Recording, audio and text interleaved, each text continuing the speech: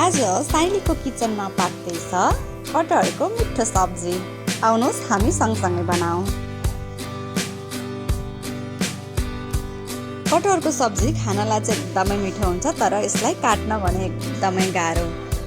मजाले काट्ने, सानो सानो पिस पार्ने। भनिन्छ नि जसले कटहरलाई सही तरिकाले पकाउन जान्दछ उसलाई मासु नै खान पर्दैन अरे के।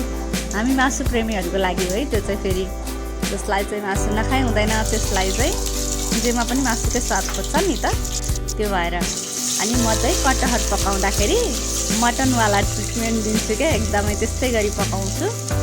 अनि सुरुमा हामीले तोरीको तेल ल्याउँ, अनि पाँचफोरन फुराउने, तेजपत्ता स्टार्ने, अनि प्याजलाई चाहिँ गोल्डन ब्राउन हुँदैसम्म फुराउन पर्छ। त्यस पछाडि हामी त्यसमा कटहर ओइरिन्छौँ। कटहरलाई ओइरिसकेपछि मजाले चलाउने, त्यसमा चाहिने सबै नुन मसला बेसार हालेर हामी यसमा चाहिँ एकदमै त्यो अल्छी नगरिकन पकाउनुपर्छ क्या। मजाले फ्राई हुँदै गरी नदियो भने चाहिँ मजासँग भित्रसम्म स्वाद छिर्छ नि त। अनि बिस्तारै बिस्तारै छोप्दै पकाउँदै गऱ्यो। अनि म चाहिँ फेरि कटहरमा पानी हाल्दिनँ, पानी नहालिकनै मिठो लाग्छ मलाई चाहिँ।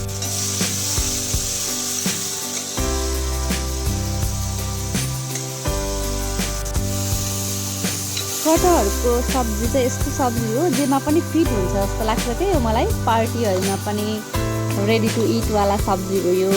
अनि अब बच्चाहरूलाई पनि मनपर्छ, केटाकेटी बुढाबुढी सबैको फेभरेट हो यो तरकारी चाहिँ जस्तो लाग्छ क्या। यो चाहिँ भेजिटेरियन मिट हो जस्तो लाग्ने होइन। अनि एकदमै मिठो हुन्छ, खानासँग पनि मिठो हुन्छ, अनि चिउरा खाजाको रूपमा पनि एकदमै वाउ हुन्छ। अनि यसलाई हेर्दै कस्तो राम्रो, हेर्नु न कस्तो कलरफुल भएको छ। मैले चाहिँ पानी नहालिकन पकाएको भएर हल्का टाँसिएको छ। अनि पानी हालेर पनि यसको ग्रेभी चाहिँ मिठो हुन्छ, हेर्दै कलरफुल। अनि अब धनियाँले गार्निस गरेपछि त झन् बास्ना यस्तो मिठो आएको छ, एकदमै हरर मनै लोभिने बास्ना आएको छ।